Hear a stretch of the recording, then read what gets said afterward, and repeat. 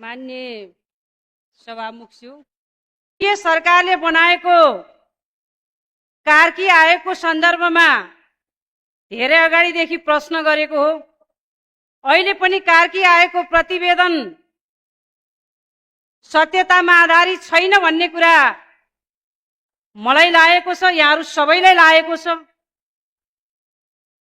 प्रतिशोधको बाट जसरी प्रतिवेदनहरु एकाङ्की हिसाबबाट आइएको छ, यसको विषयमा हाम्रो प्रदेश सभामा भएको सबै राजनीतिक दलहरुले सोच्नुपर्छ, आफ्ना विचारहरु राख्नुपर्छ। सत्य तथ्यमा आधारित प्रतिवेदनहरु आउनु पर्थ्यो, आएन। कार्की आयोगमाथि नै छानबिन गर्नुपर्छ भन्ने मलाई लाग्छ। म नेपाल सरकारको ध्यान आकर्षण गराउन चाहन्छु। यसैको आधारमा लोकतन्त्र धेरै संघर्ष गरेर हामीले प्राप्त गरेको हो।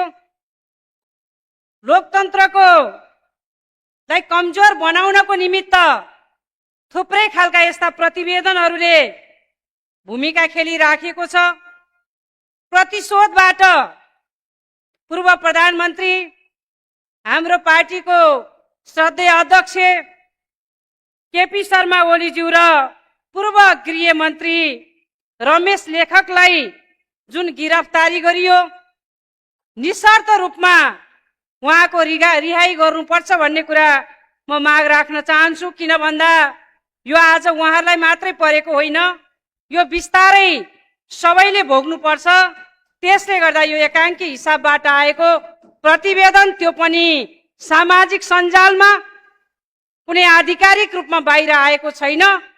यसको रूपमा यस्तो हिसाबबाट प्रतिशोध राखिन्छ भने कुनै पनि मानवले आफ्नो मानव अधिकारको ग्यारेन्टी गर्न नपाउने त्यो हिसाबबाट अगाडि बढ्नुपर्ने अवस्थाहरू सिर्जना भएको छ।